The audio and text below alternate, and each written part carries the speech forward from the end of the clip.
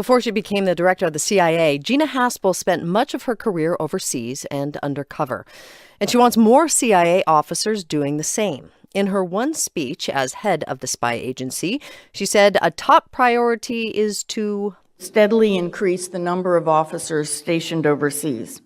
That's where our mission as a foreign intelligence agency lies, and having a larger foreign footprint allows for a more robust posture. But in an age of universal surveillance, this is a big challenge. Here's NPR's national security correspondent Greg Myrie.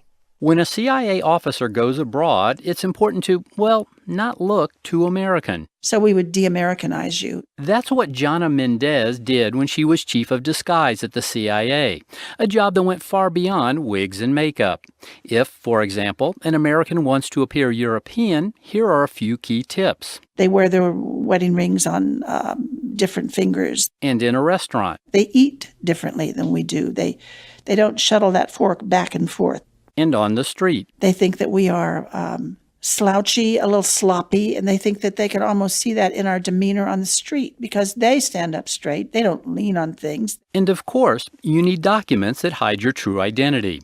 Retired CIA officer John Cipher says it wasn't all that complicated when he started out in the 1980s. I could use what we called pocket litter of driver's licenses and these kind of things, and that would be enough if I was ever questioned at a hotel or even crossing borders. It's not that way anymore. There's no doubt it's much harder to build and protect cover nowadays than it was 20, 30, 40 years ago, that's for sure. Many airports now scan faces and fingerprints that are matched against a vast database.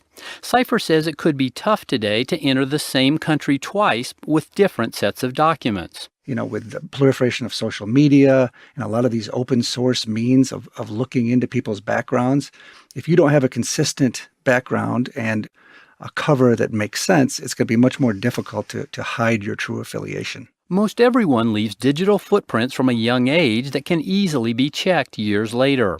School records, work history, phone numbers, addresses. It's a dilemma for spies who need online personas, real or fictional, that look plausible without giving away too much. Here's the CIA's chief of recruiting, Sharonda. We're only allowed to use her first name. People here do use social media, and yes, specific guidelines are provided. Which she won't talk about. And if nothing turns up in an online search, well, that would certainly be suspicious. Here's Mary, a CIA undercover officer who spent most of her career abroad. I think everybody has some sort of online presence. If you were to Google an officer, I'm sure something would come up, whether it was college degree or whatever. I don't know. So I don't think nothing would come up. Some in the world of intelligence say it may now make more sense for spies to use their real names and their real personal data, rather than create a fictional past. Consider the two Russians accused of poisoning a former Russian intelligence officer, Sergei Skripal, in Britain this past spring.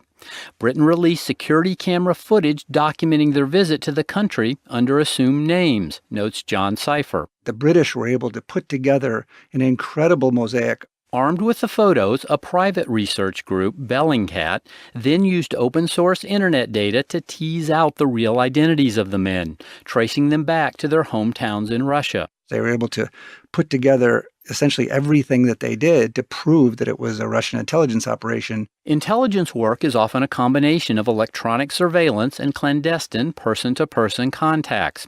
As technology races ahead, electronic or signals intelligence keeps getting better.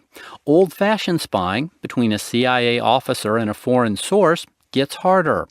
But Jana Mendez says you'll always need the human touch. It's a job of human beings. You have to find the people who have the access, and then you have to do what I think is one of the toughest jobs in the world.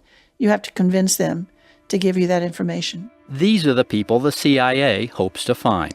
Greg Myrie, NPR News.